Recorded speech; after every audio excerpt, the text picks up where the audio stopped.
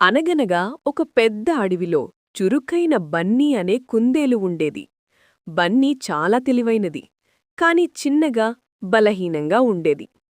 ఆ అడవికి నక్కబావ అనే ఒక మోసగాడు రాజుగా ఉండేవాడు.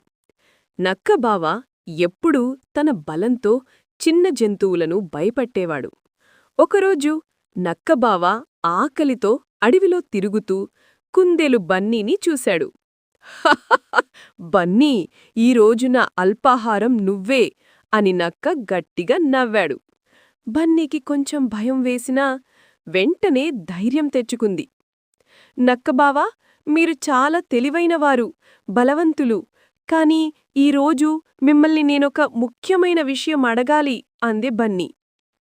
ఏంటో అడుగు, నా తర్వాత భోజనం అన్నాడు నక్క. నక్కబావా, ఈ అడవిలో నిన్న మరొక నక్క వచ్చింది. అది నన్ను చూసి ఈ అడవికి అసలైన రాజు నేనే, నువ్వెవరు అని అంది. అది మీకంటే పెద్దగా, బలశాలిగా ఉంది. అందుకే ఆ నక్కని ఎందుకు అడగలేదు అని మిమ్మల్ని అడగడానికి వచ్చాను అని కన్నీళ్లు పెట్టుకున్నట్లు నటించింది బన్నీ. నక్కబావకు చాలా కోపమొచ్చింది. ఇంకొక నక్క తన రాజ్యాన్ని ఆక్రమించుకోవడం నచ్చలేదు. ఏది ఆ నక్క, ఎక్కడుంది అని కోపంగా అడిగాడు. అదిగో ఆ కొండ దగ్గర ఉన్న పాత బావిలో దూకి దాక్కుంది అని బన్నీ ఒక పాత, లోతైన బావి వైపు చూపించింది. నక్కబావ ఏమీ ఆలోచించకుండా కోపంతో బావి దగ్గరికి పరిగెత్తి లోపలికి తొంగిచూశాడు. బావి నీటిలో తన ప్రతిబింబం అంటే రెండో నక్కలా కనిపించింది.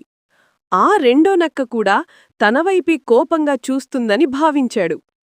నాకు పోటీనా అని గర్జిస్తూ దానితో పోరాడటానికి నక్కబావ వెంటనే బావిలోకి గంతువేశాడు. జలక్ అని పెద్ద చప్పుడొచ్చింది. నీటిలో పడిన నక్కబావ పైకి రాలేక అల్లరిపడ్డాడు. బన్నీ నవ్వుతూ, మీరు అడవికి రాజు కావచ్చు, కాని తెలివి ముఖ్యం, బలం కాదు అని చెప్పి ఆ ప్రమాదం నుండి సురక్షితంగా దూరంగా పరుగుతీసింది. నీతి: బలం కన్నా తెలివి, సమయస్ఫూర్తి గొప్పవి.